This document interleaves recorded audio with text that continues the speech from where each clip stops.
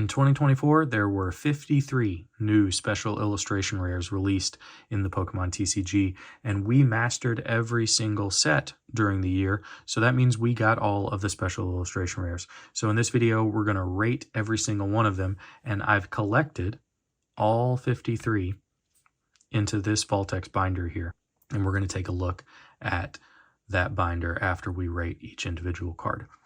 So some of these illustration rares just have the most incredible artwork. We're going to rank the Pokemon and the trainer cards, and we're going to just really take our time, appreciate the artwork here, and I look forward to hearing how you would rank your top cards down in the comments below. Let's get into it.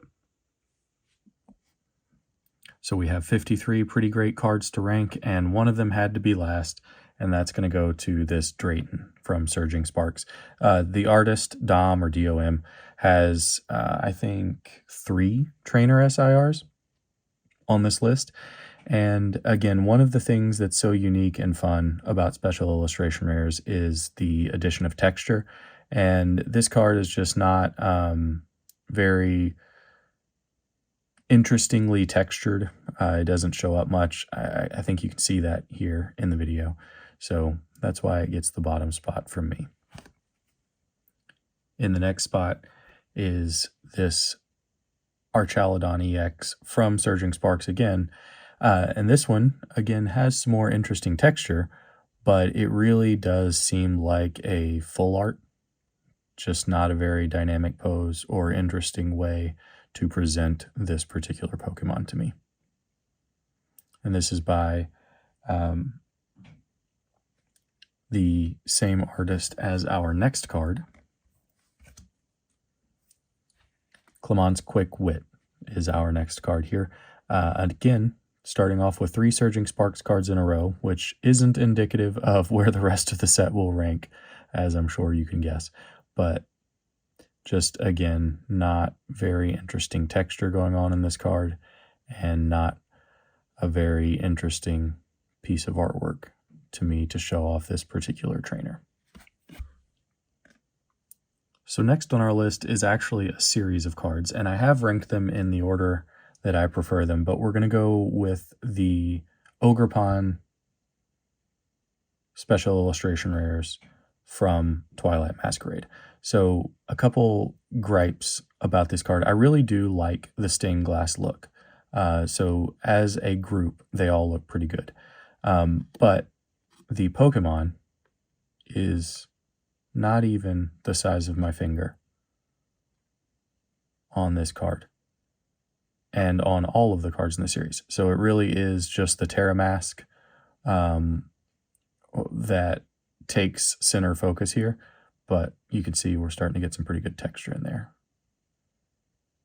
So let's take a look at the rest of these. This is the Cornerstone Mask Ogerpons. Next, I really like the colors of this Hearthflame Mask Ogerpons. But again, you know, Ogerpons just over here. Tiny little thing in the corner, barely bigger than the damage of the move.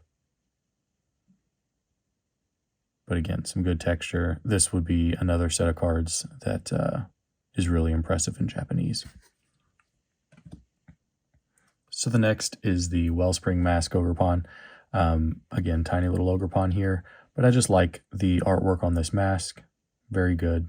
And I like that the stained glass effect on these cards, or the cracked ice, or whatever you want to call it, extends out to the border. I think that's pretty cool. So again, I'm not knocking these cards by anything. Something's got to be at the bottom of this list, and all these special illustration rares are really good. I just don't think this particular series hit well for me. So that means we finish up with the Teal Mask Ogerpons. And again, this is just like the default Ogerpons for me, having played through the games. So I do think it is the best artwork of the 4. And I like that the Pokemon Company is giving artists the ability to do series like this. You'll see that a lot as we go through these cards.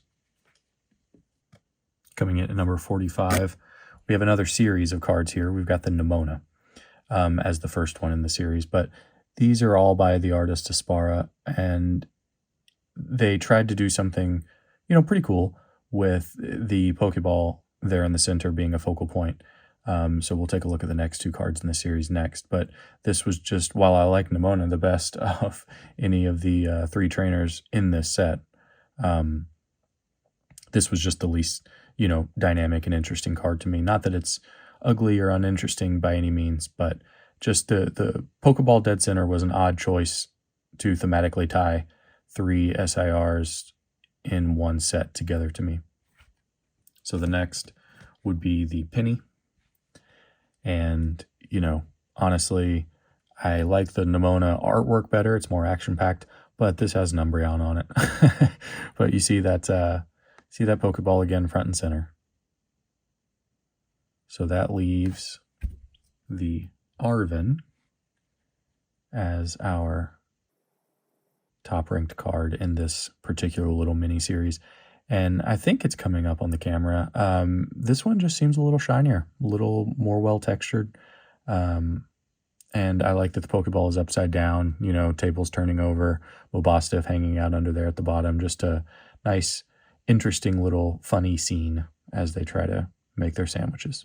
So I like this card. Again, weird to me to have a Pokeball just dead in the center like that, but still a good way to wrap up the 3-card series. Next, we have a card from Stellar Crown, the Lacey Trainer Special Illustration Rare from Soichiro Gujima. And this is the same artist who did the Quaxley line of illustration rares and one special illustration rare from Paldea Evolved. So a great artist, fun scene. You got 3 different trainers in there between Lacey, Crispin, and Drayton. So pretty cool. Oh, there's another trainer there whose name is escaping me at the moment. But I like it when there are multiple characters packed in. Interesting perspective on the card. Good texture. It's really cool when the eyes glow like that. Pretty neat. I really do like these trainer special illustration rares. I think they get a lot of flack, and not really sure why, because some of them are pretty fantastic. So next we have the start of another series of ranked cards with the Pecharunt EX from artist Kantaro, and this is the same artist who did the Fuecoco line from Paldea Evolved, illustration rares and special illustration rares. So another fantastic artist, just a very thematically tied together set of special illustration rares we're going to be looking at here from Shrouded Fable. And where Shrouded Fable really, really shines is in the illustration rare category. Not that these are bad. They're much more interesting in Japanese. So you can tell the texture is really lost on these big, wide swaths of single color. These big purples and black sections. There's just not much room for the texture to shine through. So I like the Pecharunt least of all. Next, I would put the Okidogi in front of it. Really good color balance here. Like it a lot. Plus, Okidogi is a cool Pokemon, and I really liked the storyline in the DLC for the Loyal 3 here in Pecharunt, and so the Loyal 3 to me are some pretty cool legendaries, and this is a really nice zoomed-in look. I just don't know that it needed to be a special illustration rare. Honestly, the illustration rares from this same set of the Loyal 3 and Pecharunt as the promo card really give off more special illustration rare vibes to me than this set. But again, I appreciate that they give an artist leeway to really design a nice set of cards. Third, to me, in this set is the Monkey Dory. Again, really nice color fade and gradient there from that great blue. I know that seems weird to say, but it really is just a great blue down there at the bottom of the card, fading up into the purple and black of the Monkey Dory. Interesting card here. Definitely improving over the last two. And that leaves the Pheasantipity. So I think the Pheasantipity as the most playable is also the most expensive, but it really is to me just the most interesting of the cards too. You got another cool, orange into black gradient there from the bottom up. Just cool pose, great way to feature one of the new legendaries. Nice card there. Coming in next is this Briar, again from artist Dom, or DOM. Again, I need to look up if that's their name or if it's like an acronym, but much more interesting to me than that Drayton. Very good art of Briar here. Good use of lighting. Good pose. Just a nice looking trainer special illustration rare here from Stellar Crown. Next up is another card from Surging Sparks. We've got Jasmine's Gaze. I always like the kind of smorgasbord food montage, or like food spread cards. And you've got the Alcremie there, and just a nice looking card. Again, cool shine on the eyes, which I'm a sucker for. And good art. Speaking of food, that leads us to this pretty cool Doxbun here. You know, Fido and Doxbun getting the illustration rare and special illustration rare treatment is not something I think is wholly necessary, but if you're going to do it right, and they certainly did it right for both of those Pokemon. So I really enjoy this card for a Pokemon that I am pretty ambivalent towards. So I love the food stuff all around. Love the pup sitting around. Just a good piece of artwork here, illustrating in a pretty fitting way one of the new dog Pokemon here. Next, we have another trainer illustration rare, or special illustration rare, Lisia's Appeal, from a duo, and I believe both of these artists are that work on a Japanese mobile game called Bang Dream or something like that. Again, I'm not, involved in that fandom or anything, but it's pretty cool that they sourced, a idol anime / mobile game illustration team to illustrate Licia in particular. So pretty neat there. My only gripe with this card is it doesn't differentiate itself enough from the regular full art in the set, but it's still a great pose, good dynamic art, very inviting with a neat Altaria there in the background. So no knock on it, great card, but I do think and wish it would have differentiated itself a little bit more from the full art. Next up, we have another trainer special illustration rare, this time from Twilight Masquerade with Lana's Aid. This is another really great card from an artist who has been illustrating with the TCG all the way back to the beginning. They've got some fantastic WotC promos all the way back with the, Surfing Pikachu, Flying Pikachu, the Legendary Bird Trio, just some great Wizards of the Coast promo cards to start this artist's career, and continues all the way up to the present day, 23 some odd years later with this very cute Lana's Aid. And you guys know I'm a sucker for extra Pokemon with the Surskit and the Corphish and the Wooper over there just hanging out. So really neat. I enjoyed this art, and I believe, if I remember right, this might have been like the only special illustration rare we actually pulled from Twilight Masquerade.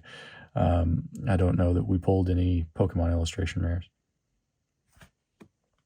Next up is a beautiful Alolan Executor EX from Surging Sparks. Try to get the texture on there a little bit. Very cool waves in the skyline, stuff like that.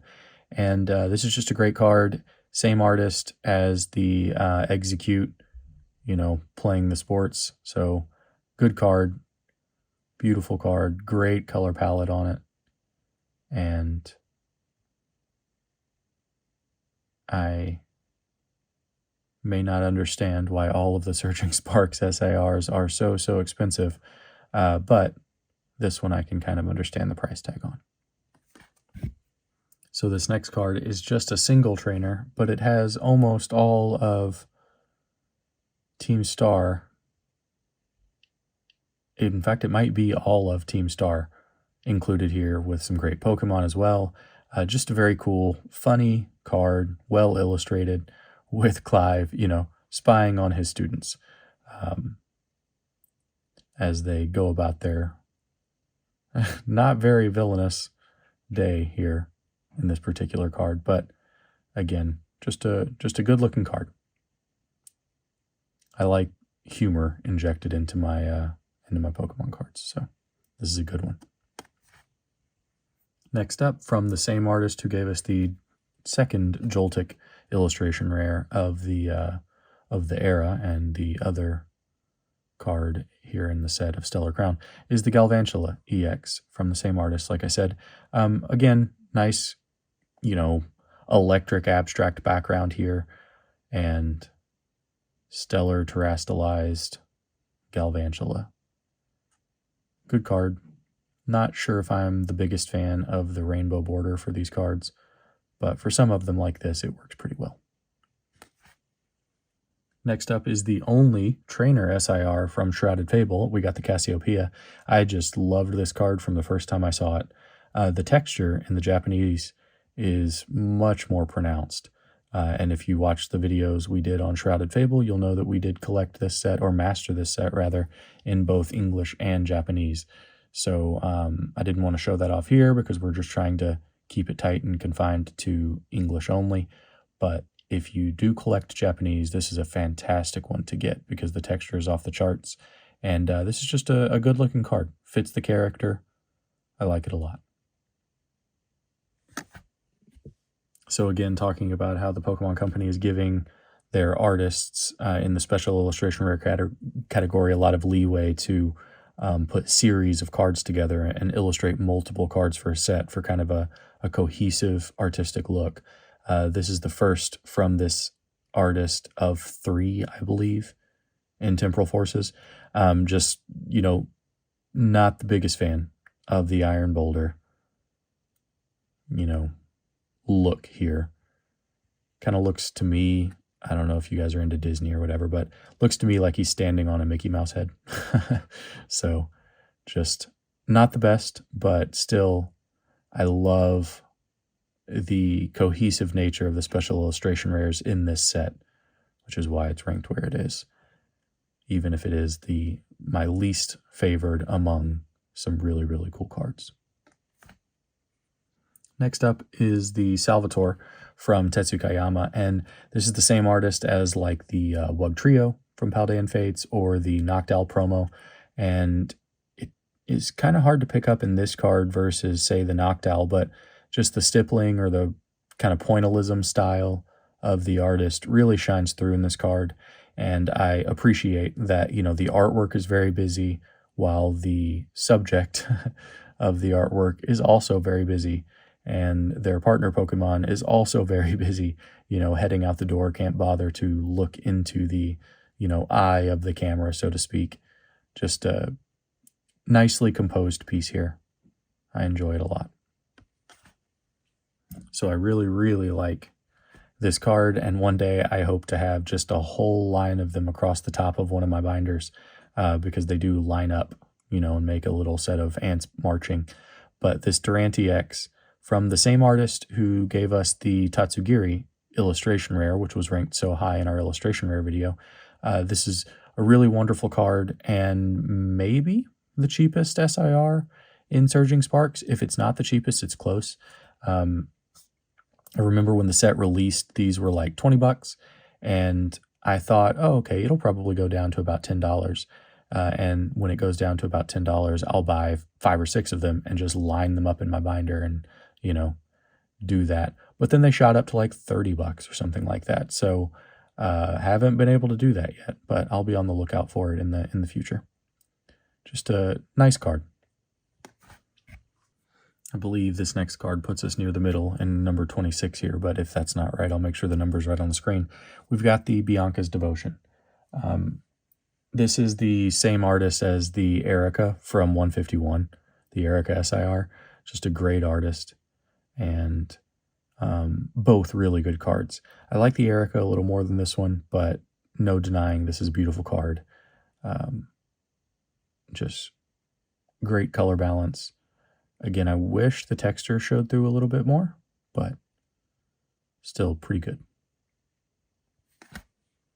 Next up, we have another Paldea and Fates card, the Iono. And this is just an awesome card. I believe it's the only card from this particular illustrator that they have done. And I think it was a, collaboration with a Japanese illustrator well known for other things. I don't know that they're necessarily going to be coming back to the Pokemon TCG and illustrating a lot of cards, but this is just a great card. I really, really like it. There is a little line in the artwork there that seems like a print line, but I think it's just supposed to be like a lens flare or something. I'm not sure, but it doesn't detract from it too much for me. Just good artwork, and honestly, I'm partial to any of the Iono cards. Iono's pretty cool and has a lot of great cards in the TCG. All right, so hitting some of the other Paradox Pokemon special illustration rares from Temporal Forces. We've got the first from artist T0, who will have quite a few cards on this list. And we've got the Gouging Fire as the lowest ranked among them. And I really like this card. I really like the color balance of it. Kind of, gives off Maya or, Central American forest vibes. And I do enjoy it, just the only slightly more than the Iron Boulder, and least of all amongst the rest of the Paradox Pokemon that are coming up in the rest of our review here. Next up is one of my favorite legendary Paradox Pokemon here with the Walking Wake. And I just really like the Pokemon. This is an odd angle, but I love the card. It gives off kind of like Pandora vibes to me. And just a really, really good looking card. When I go to my local card shop, they have all their singles arranged and alphabetically. And so like the W's are like the first ones I see when I start looking at the cases. And this card always stands out to me. It just kind of shines even amongst a lot of other shiny cardboard. Just great use of color here. Can't say enough good things about this card. So this next card, this Airy, is sort of what I love about the trainer Pokemon cards. Airy has their whole team around them, and honestly, I'm a huge, huge fan of Mankey and Primeape and Annihilape. Annihilape is like the coolest new evolution for a previously known Pokemon to me ever. It's just so cool. And, you got an awesome Lucario in the background there. This is a really good card. I do collect like Mankey, Primeape, Annihilape, and want to get eventually all of them in PSA 10. And I'll probably just include this as an Annihilape card in a PSA 10 eventually. So just a good looking card, even if I recognize that my bias is showing a little bit here. But I think it's a good example. This is what you want out of a trainer card with all of their Pokemon surrounding them. And I'm sure we'll get a lot of this in 2025 when we get the trainer Pokemon back. Next up is another card from T0, the same artist who does 3 of the Paradox Pokemon from Temporal Forces. This one is the Hydrapple from Stellar Crown in a completely different style. So very nice departure from their previous cards we've seen on the list. I think this is a really cool card. It is a bit abstract. It's just a cool, well illustrated and textured focus on a single Pokemon with the little applins around it. Just really neat. I like it a lot. It's one of those that you don't expect to look so good, but it just does look really good in person. Next up, from the same artist as the Poltergeist illustration rare that we talked about in the last video, is the Sinistra EX from Twilight Masquerade. Really, really nice atmosphere in this card. Really just gives off, old house vibes. Nicely setting the scene there. Just a good looking card. So coming in at number 19 is the Iron Crown from Temporal Forces. Really, really good looking card. posing there with the moon in the background, kind of on top of a cherry blossom tree. Just a good look. And again, this would be one where the texture really shines in Japanese. So English quality control strikes again, but still a very, very nice card and a great showcase for one of these Paradox legendaries. Next up, we actually have a promo card, a Greninja EX special illustration rare from the Greninja EX special illustration rare collection box, or whatever they called it. A lot of argument over whether this is a better Greninja than the chase card from Twilight Masquerade. I don't think it is, but this is still a really cool, action-filled, dynamic Greninja card. And it's pretty neat that you can get it out of a promo box. And I hope they do some more of those special illustration rare boxes in the future. This is from the same artist who did the Ninetales from City in Flames, the Hisuian Zoroark from Crown Zenith. Just, really cool cards from this artist. And this one follows along with that same vibe. So this next one might actually be the lowest we have a chase card from a set ranked. We've got the Terapagos EX from Stellar Crown here. A good card, a pretty card. I just, to me, it's a little overhyped, so I'm ranking it where I think it fits. I'm sure a lot of people watching this will disagree. It's just Terapagos is a really cool Pokemon, but this super, super focus on, tiny Pokemon and rainbow everywhere kind of loses the Pokemon to me. And I've just never been able to view this as a very focused card. Just doesn't gel with me for some reason. Still very beautiful, well illustrated. And I do recognize that, because it's the chase card of a set, it kind of has its own intrinsic value. So it's ranked where it is because of that, but not one that personally gels with me as much as a lot of the others on this list. For example, the Morty's Conviction from Temporal Forces. This is a really cool trainer card here. Can't complain with a big old Gengar on your trainer card. Look at that texture. It really seems like light shining down an alley. Really cool. Just like everybody else, my only complaint here is probably the weird placement of the Gengar and the text covering Gengar's eyes. But still, the focus is supposed to be on Morty, and it is. So, good looking card here. From an artist, by the way, who, has been in the TCG for a long time, all the way, I think, back to like the Black and White era with some pretty good cards to their name. Especially trainer cards. Next up, we have the very cool Iron Leaves from Temporal Forces. Just I don't even know how to describe it. I wish I had the words from like an art criticism perspective to talk about the color in this card. It's just so, it reminds me of No Man's Sky, if that's a game you've played, just kind of a poisonous color palette here for a really cool Pokemon.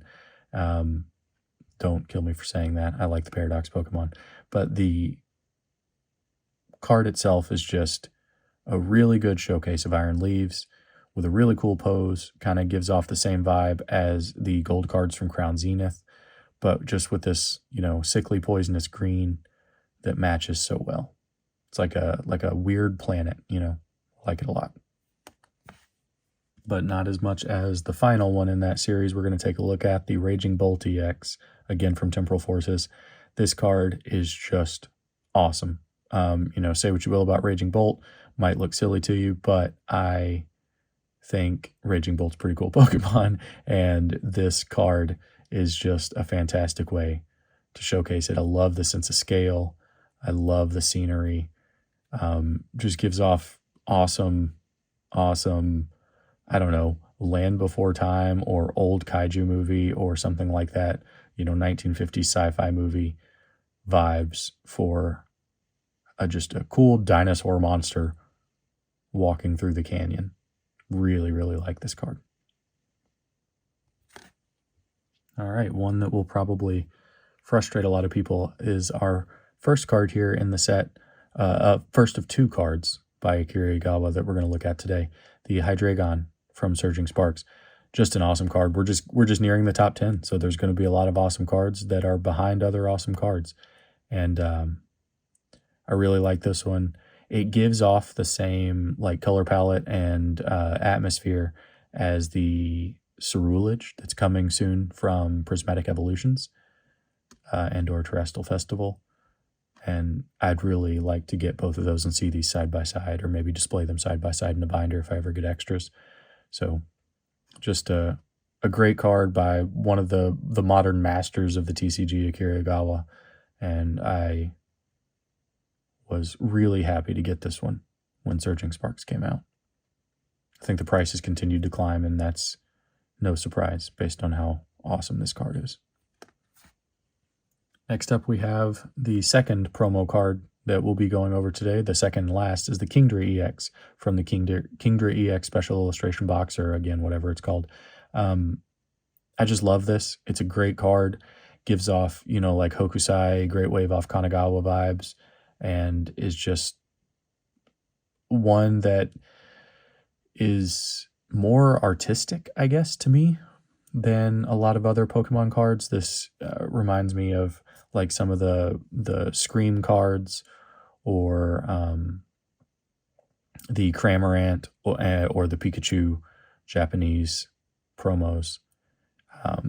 Gives off kind of the same illustrated vibe to me, and I'm a big fan of like the Japanese woodblock prints, like I said, Hokusai or other Shinhanga artists, and this is a card that reminds me of that and is ranked accordingly because of that. Okay, next up is just on the bubble of our top 10. We've got the Kieran special illustration rare from Twilight Masquerade. I talked about this in our Master Set review video, but I'll reiterate that I can't stress enough how much this one card just demonstrates perfectly the atmosphere and the vibes of that like first part of the DLC with Kieran going to the festival and stuff like that. It's just so good, and that's why I love Twilight Masquerade so much. It's one of my favorite Scarlet and Violet sets, just because of how well it fits in thematically with the part of the game they were trying to advertise or whatever with that particular set. And this is just a beautiful card. It's well illustrated. The Kieran from Prismatic Evolutions, again, is just as good, if not better. So can't wait to get that one in my hand once we start collecting that set. But I really like it. Right on the cusp of breaking into the top 10. So we have a lot of amazing cards left to go, and coming in at number 10 is the Charizard from Paldea and Fates, again from Akira Igawa, who also illustrated the chase card of Obsidian Flames. This is kind of the shiny counterpoint to that, and just a really, really cool card. They get a lot of flack in their art design or whatever for the, the shiny hats or the crystal hats or whatever.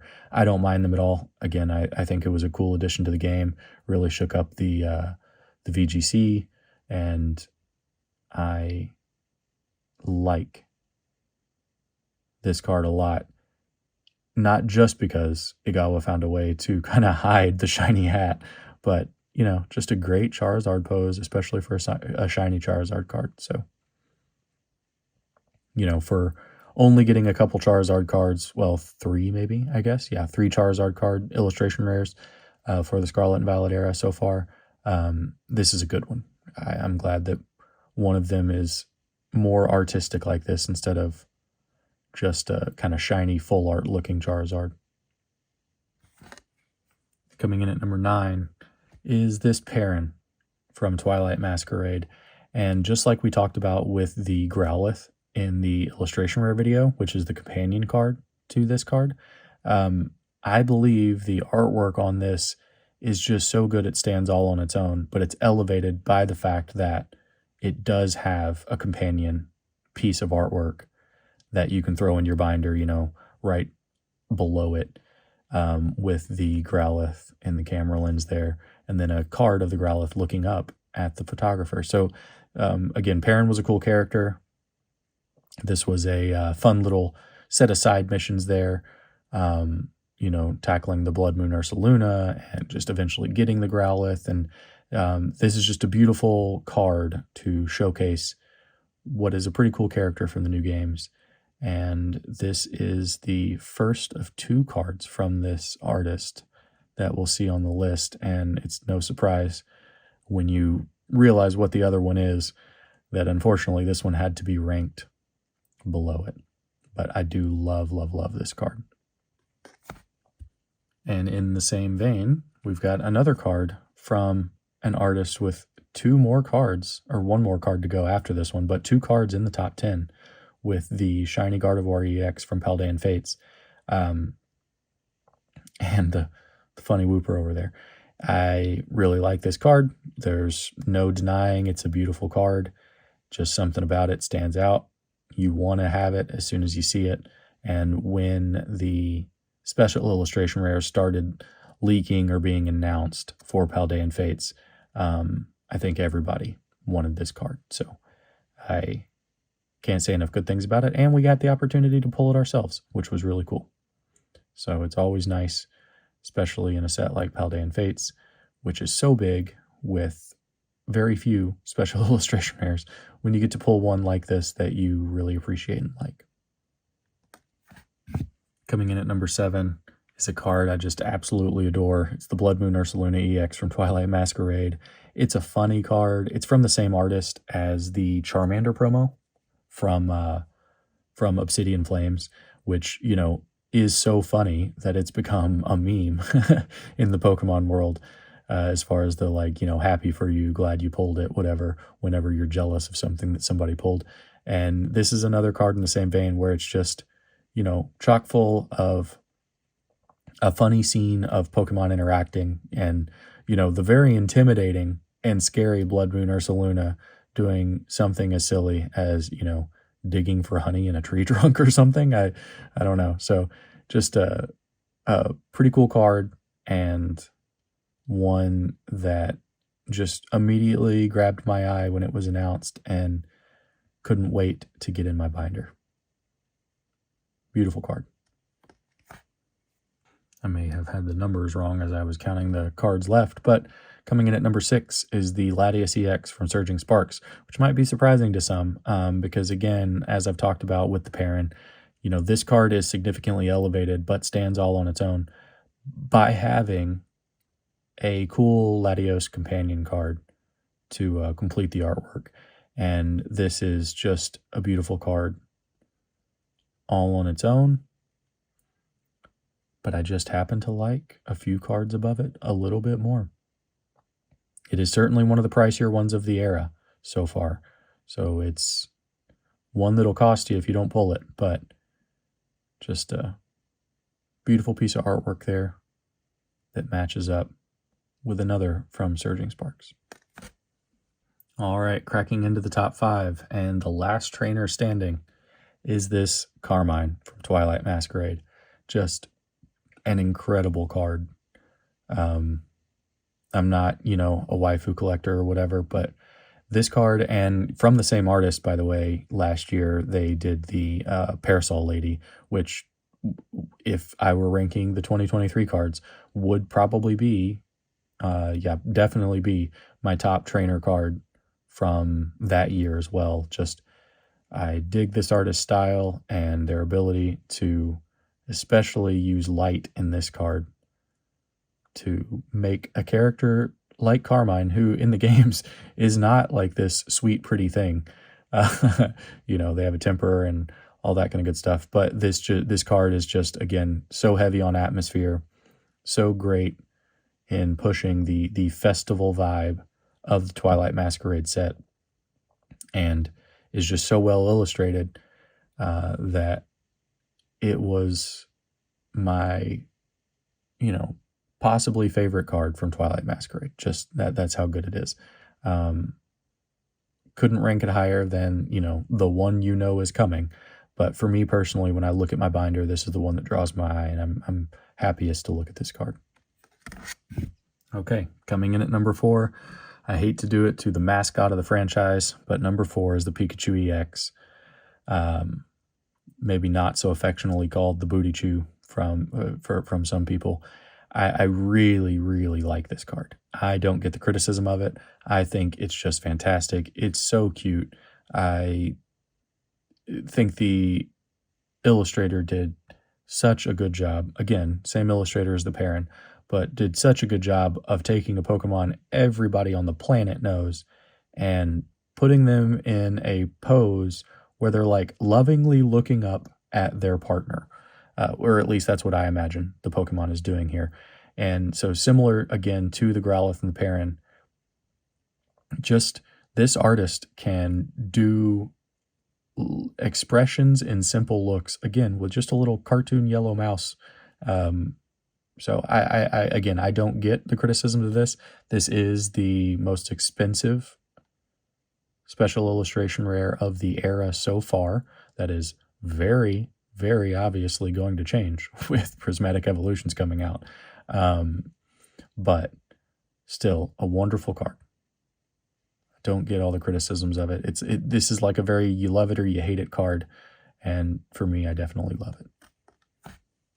But a card I love more, coming in at number 3, is the Milotic from Surging Sparks. So talking about how a card is great all on its own, this is just beautiful.